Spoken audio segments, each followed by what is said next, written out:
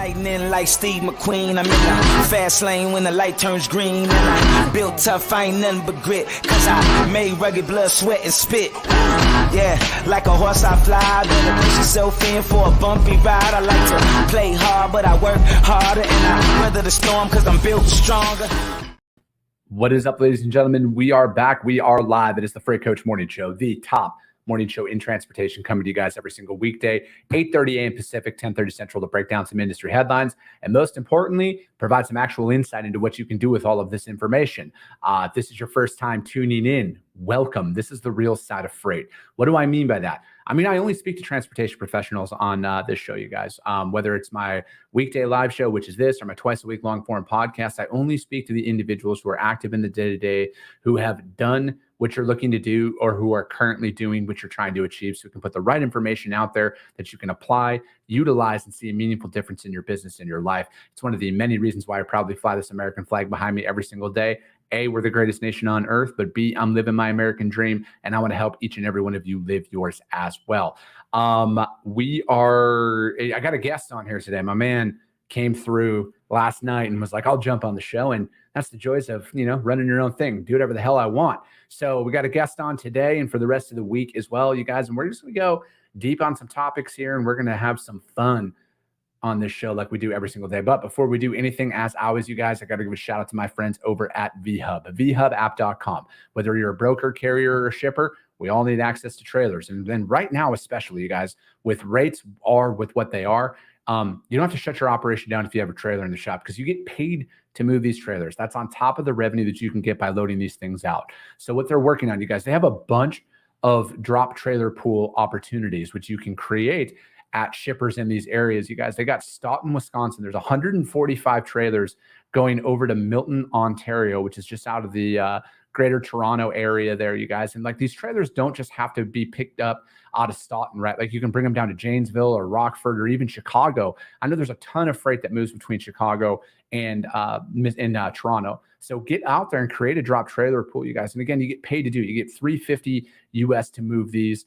And now they also have 134. See, this one's going down, you guys. People are moving these 134 trailers out of Paragould, Arkansas, needing to get up to Mississauga. And the exact same thing, you guys. You don't have to just have them pick up in Paragould. You can go down to bring them down to Memphis or over to Nashville or up to Louisville, and they just have to finish up out there in the Mississauga. And then finally, you guys, they got a bunch of trailers. These ones are going quick. They got 145 of these left, going to multiple locations throughout the U.S. As you can see here, Salt Lake, Dallas, Memphis, Chicago, Madison, you name it, Indianapolis, you guys, and they range all over the place from $600 to $1,700 US. So hit them up, you guys, vhubapp.com. My friends, Stacey Steen and Zach Lonergan, they'll be in the audience. Just do me a favor, let them know that the Freight Coach sent you. All right, we got Tracy St. Clair. She's watching over on YouTube. Good morning to you. Good morning, Alexis. She's over on YouTube. Catherine D, good morning, watching over on YouTube. Sonny Sharma, good morning, Orange Shirt Gang. Matthew Kang, good to see you, my man. He says, what's up? Let me see. Elaine Francois, shout out to VHub. Wonderful people, doing business with them right now. Hey, we let the testimonials come from the customers out there. I love it. Sean Colville, good fucking morning, dropping that Freight Coach fire at YouTube University. Dennis Everett, good morning, sir. Thanks for tuning in. All right, I'm going to bring my guest back on, Mr. Cam with Valley Trucking Insurance. Cam, thanks for joining me again. Yeah, man. What's happening? Good morning. Yeah, dude, not too much, just out here trying to continue to bring some reality to what is going on in the market and what's really just happening out there. Like, it's like every single day, it's always another negative headline. It's always another problem. And, still to this day, ironically, very few people are out here trying to offer solutions to keep people in business. And, you've been on the show a bunch of times, man. That's what it's all about is we're just trying to help in any way, shape, or form with whether it comes to new laws and everything else. And the market operating the way that it is. We just want to fucking make stuff happen, right? Like, I want to put the right information out there because just like you, man, like, you're bootstrapping everything. You feed your family off of your business, just like I do as well. And I know that we're not alone in this, man. There's tens of thousands of owner operators in small fleets out there. Like, this is how they feed their family. And we just got to continue to put the right information out there. Yeah, amen. And I appreciate what you do every single day. You're grinding and I notice it. It's awesome. And it's cool too, because like you and I both know people that are successful right now too, right? And they've got a plan and they've kind of executed, they made things happen. And I just think the amount of bad information going out there right now sucks. The highlight and just emphasis on the negative news is always going to be the loudest, always, just in any environment. So that sucks. So it's like we got to cut through the bullshit there and then feed them things that people can actually do that are actionable and succeed, right? So yeah. Well, I mean, that's the thing, man. I mean, negativity gets headlines, negativity gets attention, you know, very, very like why focus on, you know, helping people, right? Like, fuck that. Let's put the negative things out there and let's, you know, sit on our ivory towers and hope people fail, you know, like, right. Isn't that the way that's the American way, right? Well, at least that's today's American way. Oh, geez. I do want to shout out, Sunny Sharma has been putting out some great content and like super consistent educational content. So shout out to Sunny. I keep seeing him pop up on a bunch of stuff. So kudos, keep it up. He's great, man. Sonny's great. He's Zems Inc. I know they're hiring. I saw something out there the other day. Zems Inc.'s hiring you guys. If you guys are looking for a new opportunity, hit him up. I forget if he said if it was a remote or a hybrid role. So I don't want to speak for him, but he knows he can drop his shit in the comments and promote his stuff any day. So dude, what's Rodney Bell? Let's go. He says, watching over on LinkedIn, fellow freight with the same company since 2016, brokering. My name is Rob, Anita, Mike, Mitchell, as you all know me. Did we work together at XPO? Because I was working at XPO in 2016. Anyways, so dude, what's going on in the insurance world, man? You're with Valley Trucking Insurance. What's going on out there? Insurance, well, like everything, it's a hardening market. And so what that means in terms for insurance is the insurance companies are more picky. They scrutinize a little bit heavier. They're not making as much money, so they're not as willing to look over certain things. So more than ever, your safety scores, your operations, your clean driving records, you know, low claims, that kind of stuff matter. And in an environment like this where the economy is tough, it's funny. You start to see trucks and buildings catching on fire, all kinds of different things that allegedly. Yeah, sure.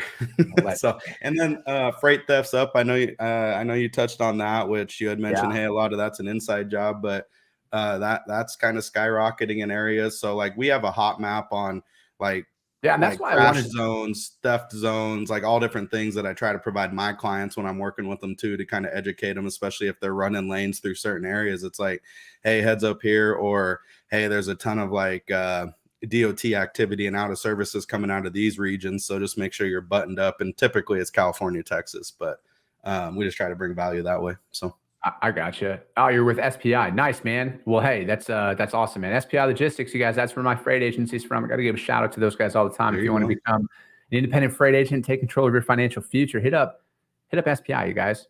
Hit them up. Go over there. Okay, so dude, I want to, and that, because when you were on the show yesterday, when we were talking about that, you dropped that on there that you give. So like, how do you work with your clients on freight theft? Because in the event, like, I know for the most part, when I say it's an inside job, I mean like the person loading the truck is notifying them, hey, it's this truck and trailer that it is, and then they follow them to the truck stop or wherever, and then they pop the seal and or they steal the truck entirely. And when you're talking about that hotspot map, like, I mean, obviously California is a nightmare on so many levels, but especially when it comes to freight theft.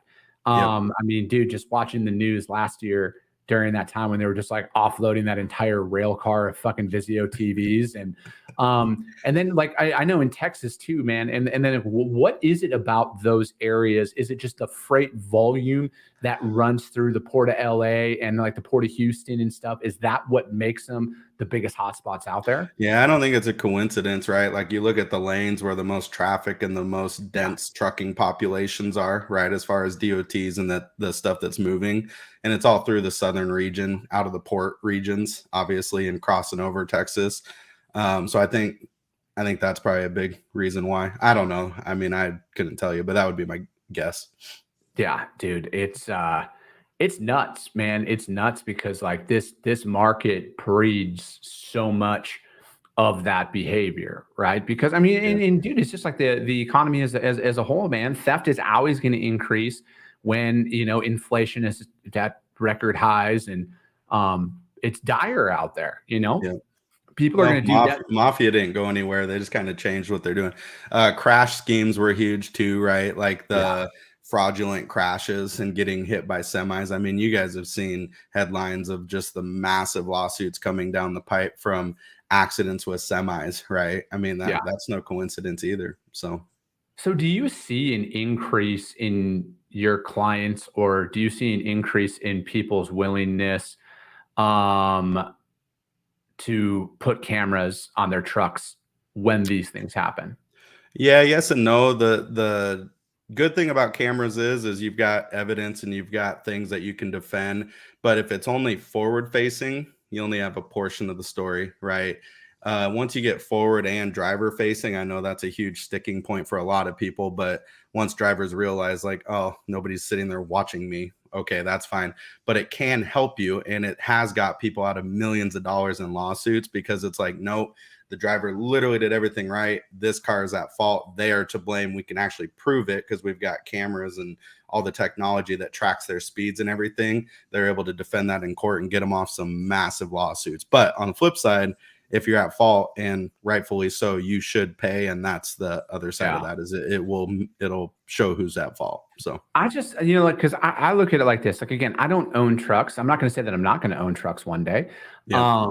But if I did own trucks, I would have outward facing cameras. I mean, I would have cameras inside of my trailers as well, because like, dude, that's a big thing, man. Like, I remember the amount of food loads that I moved early on in my career, the amount of sidewalls that got ripped out by forklifts, and like, oh, they're like, them saying like, oh, the trailer, that hole was there, and it's like, oh, hold on, new trailer. you would have rejected that trailer if that hole was there, and stuff like that. So it's like, I would want that, man. I would want that proof, especially now when replacement costs and everything, like, dude, that damn near removes you from all liability in those moments, and somebody else is going to have to replace that $60,000-$70,000 reefer trailer or dry van trailer or everything, and it's not going to fall on your driver or you as the company owner in that. So it's like, I just see so much value in doing that. Now, yeah, I get it. I don't want every single step I take monitored, but I feel like if that's the difference between me keeping my job and keeping a clean driving record and all of that, and not, I mean, again, man, I look at it like this. I got a family to feed, right? Like, I got a family to feed, and I will do everything in my power to make sure that I have that happens. So it's interesting to see, like, with growing technology and everything that's out there, and like the different schemes that kind of come up with this, man. I don't know. It's interesting. Yeah, no, it's good just to stay educated. And I try to put out good stuff to my clients and just talk to them about it. Cost of equipment obviously is still high. It dipped and it did come down, but the repairs and the length of time for trucks and items sitting at the shop are still relatively high. So I just recommend everyone just pay attention to their values that they insure on everything, right?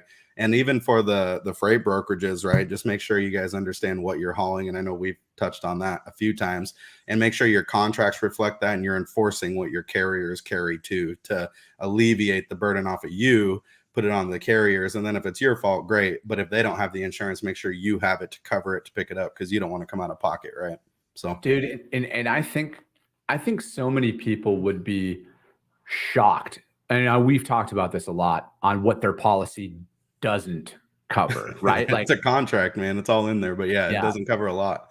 Those discounts or whatever, where people are changing that, and your deductibles and everything else, man, it's like that's what's like alarming to me the most, is because it's like, and I get it, insurance is fucking expensive, right? Like, it's expensive for a truck and everything. And if you can lower your insurance bill, you're going to look into that. But like, where is it going to be made up on the back end, right? Like, because insurance companies don't necessarily like stroking $100,000 checks, right? They would rather, but good ones do. And as long as you're good at what you do, they'll back you up. But insurance is cheap up front when you get your discounts, but it's very expensive on the back end when you find out what it's actually covering. So just make sure you're educated on that. The consumer should be educated too, and trust who you're working with. So you'd think, man, perfect world scenarios, right? yeah.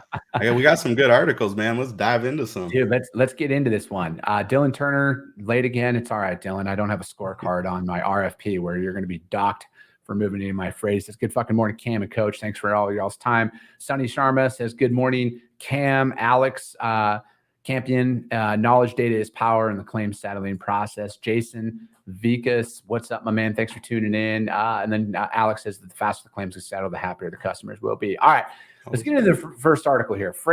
Fleetowner.com. New regulations. What are the odds? Almost every day, there seems to be new rules or regulations directed at the trucking industry. So if you're like me, you probably have wondered where federal trucking regulations come from.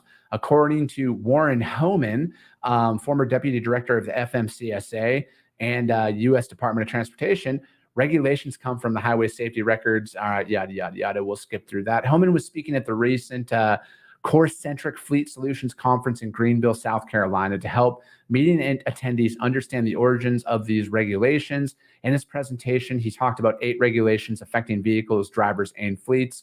AEB, automatic emergency braking. And that's like I'm pretty sure that's what they're doing this morning, or like during Blitz Week this week, is the AEB systems was being is like that was their focal point.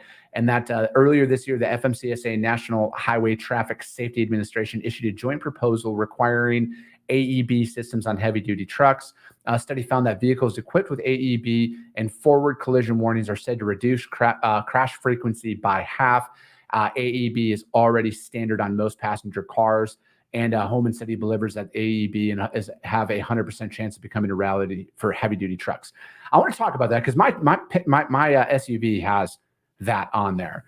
Not the most accurate at times, and I could see how that would affect a truck a lot. I think that there's got to be some runway on actually implementing this and getting this locked in at the OEMs, because the last thing you want is like the sensor to pick up something and then fucking lock up your brakes, right? And then it shifts the load or it damages the product. Well, I'm probably gonna lose some listeners here for myself, but like we got a Tesla in the family, so like Tesla supposedly, and I'm using this purely as I didn't buy it because the environment or any of that shit, nothing like that. They're fucking fast and they're cool, but the technology in them supposedly, right, is the best out there, and they are very good. But driving on the freeway, autopilot, it has the same sensors and all that stuff. It'll legit not lock the brakes up, but slam you to like 30 miles slower in the lane. There's nothing even in the lane every now and then. It's called phantom braking and shit. So imagine doing that with like load shift and stuff, or like on a flatbed, and you know what I mean? I mean, it's like that stuff worries me because I don't know. I agree with you on that. I think that there's it on paper, you know, that's the thing. A lot of these agencies, it sounds fucking great on paper. Sure it does. In a perfect world scenario. But the application and rollout of it that's generally where the problems lie. I know, you know, like in simulated models and everything else, but the real world is a different place than controlled environments and a bunch of smart people sitting around a table. And I'm not saying that this is a bad idea at all, as long as they can get the technology in place and as long as it can truly save lives. I think most people would be open to listening to it and looking into it. This next one, truck speed limit regulations. I will state this again. I am vehemently against speed limiters at all. And it has everything to do with the FMCSA and the National Roadway Safety Strategy. Although they identified as speed as a significant factor in fatal crashes, and speed management as a primary tool to reduce serious injuries and fatalities, they couldn't prove that it would actually do anything. It was actually whatever the nationwide insurance group that was out there, their studies showed that speed limiters is not an actual proven case of reducing crashes. And based off of that alone, I'm against it. And I also feel like, why do we have fucking speed limits? Like, what's the point of a speed limit if we're going to have a speed limiter on a vehicle? Like, honestly, what is it? Yeah, no, that's a good call. Because you got people in the trucks that control the speed, right? And can use common sense, hopefully, most of the time. I think, too, your current environment, think about when COVID was in the throes and there was nobody on the roads, right? Yeah. The freeways were clear. It was amazing, right? Truck drivers could just go and drive. Speeds elevated significantly through that period on average. And yes, obviously the higher speed, the more severe the crash is going to be, physics, but anyways, so then you get all the people back on the road. I went to public school.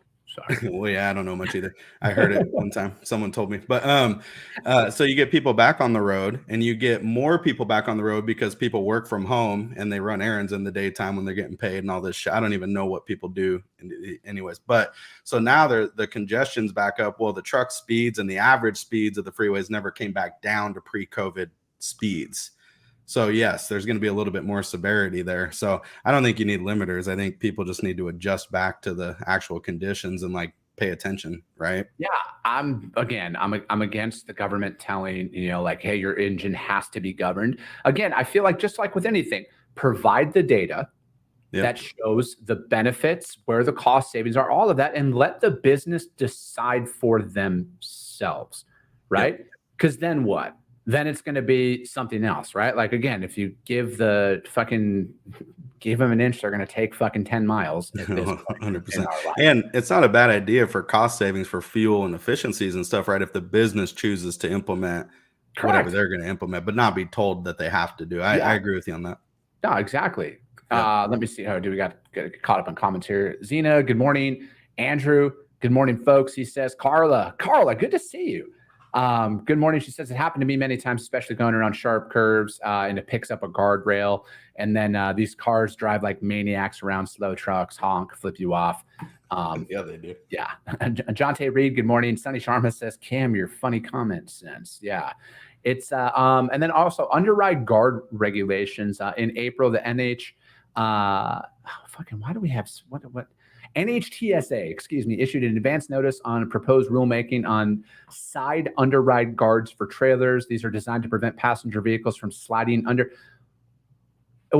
Like, the only time I've ever seen that happen was in fucking Fast and the Furious, like the original movie where like they zipped under. Yeah, dude, exactly.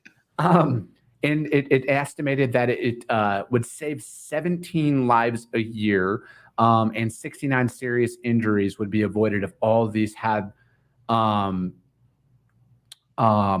guards installed. Homan's odds is this one is 70%. Okay, I want to save lives, but 17. I mean, it's just like, you got to look at it from the cost benefit analysis here. Like, why are you mandating a truck put this on their trailer? Like, again, like where's the man? I'm trying not to sound like a complete fucking asshole because I don't want anybody to die here. But we're looking at 17.2 lives saved each year on this. And again, I don't want anybody to die from this, but like mandating that every truck puts that on, where's the real benefit of it? Right. Where's the real benefit? Yeah, I don't think the stats support that, because how many fatalities are on the road annually, and then where does 17 fall into that category? But like you can't. You have a sensitive side and you don't want to be insensitive to folks that do die, and that's what you're trying to reduce. But yeah, I don't know if the stats support a mandate on that. That's a little I think that's a big stretch in my opinion. Yeah, I'm gonna just quick Google. 46,000 people die each year in car crashes in the United States alone. So just putting that out there. Electronic truck ID regulations. I don't even want to talk about that because that's fucked up. Like that is literally the worst idea out of all of them that I've heard. You want to explain what that is, just so the listeners know, but we don't even have to talk about it, but just so they know what there's proposing. One is considering requiring that every truck be equipped with an electronic device that can wirelessly communicate a unique identification number when asked by a federal or state safety enforcement officer. And Homan said that this one has an 85% chance of becoming a reality. I want to know where fucking this Homan guy gets his data from, because 85%, that's a lot. But essentially what it is now, like when you're driving by a scale, that ID goes into the and it shows like your safety record on your truck and everything. So again, like how does this stop anybody from targeting and going after specific trucks and specific drivers? How does it stop any of that? It's fucking one of the biggest forms of overreach that is proposed in this entire list. Like, why does this have to be a thing? Like, this is a fucking joke. Yeah, and it already happens with the green light, yellow, red light system for safety, right? You're a red, you're getting inspected every time through the scale. Now it's just going to be automated. So you're just guaranteed to pull in. Yeah. I don't know. It's wild. Dude, I don't like it. Federal detention time study at the recent Mid-America Truck Show. They updated the show attendees on what's going on in the study of detention time. The agency plans to undertake a 3-year study on how detention time impacts safety. The agency has studied this issue in the past, and the latest effort is the second phase of what began in 2014. One thing to note, the FMCSA is changing the definition of detention time from one used in previous studies. Will a regulatory solution be found for detention issues? Homan says there's a 65% chance there will be. Detention time, for the most part, is paid. Detention time is a thing for most. Whatever happens out there, and if it doesn't end up at the driver, you might want to talk to your dispatch service if you're using them. You might want to talk to your dispatcher if you're a company driver out there. And then, or if you're on a broker load and they're saying that there's no detention that's being paid out there, you might want to look into that a little bit further, because I will state this. I have had shippers not pay detention. Okay. I have had them say that they're not going to pay detention in that moment. But for the most part, if it's an RFP style freight that's out there, especially in the drive-in and reefer world, that's negotiated into the contract. It might not be the number that you want to hear, but there is detention that's already out there. So and I agree with you. You just got to push back and fight a little bit and make sure you get something for the detention there. Yep. The next one was on the truck parking shortage that was out there, and we broke that down a lot. Unfortunately, there's a lot of talk about it, but like we're legit, like, and even on the detention thing too, like when they're at the phases with the FMCSA that a lot of these topics are, we're 3 to 4 years away from any of this becoming a reality at best, because they don't exactly move quick over there. Truck driver drug testing, hair follicles for drugs in truck drivers seems to have been talked about for quite some time. Hair testing is said to provide a longer detection window and will be a better indicator of illegal substances than urinalysis, but the DOT is a long way from developing this. And I think like what's crazy is like, you know, if we're talking about this now, like with all the states that have legalized marijuana, for example, and I know we're going to have to wrap up after this, but like for all the states that have legalized marijuana out there, since it's not legal on a federal level yet, and if you're a state-owned trucking company, and you know, the state of Colorado, where weed's on their state flag at this point, I'm kidding, but how do you test for that? Is there a narcotic limit that you can't be over, like a certain percentage at that time? Like, I don't know. And is hair the answer, or is it blood? Is it urine? Which one is? I don't know. I think they'll have to implement a couple forms of tests there. And I think I listened to ATA talk, and a couple of people address briefly on the topic. And I think they would have a saliva-based test, supposedly, that would detect within, let's say, a 24-hour period whether or not it's present. And if it's not, then they'll waive that line off, obviously, because it's legal in most states and will be legal in most states at some point. But yeah, who knows? I don't know if hair's the answer to that or not. I don't know. That's a tough one. That's a tough one, because there's so many drugs that can get out of your systems. There's so many amphetamines, and, you know, like fucking cocaine, for example, is out of your system. I think it was like 48 hours or something like that.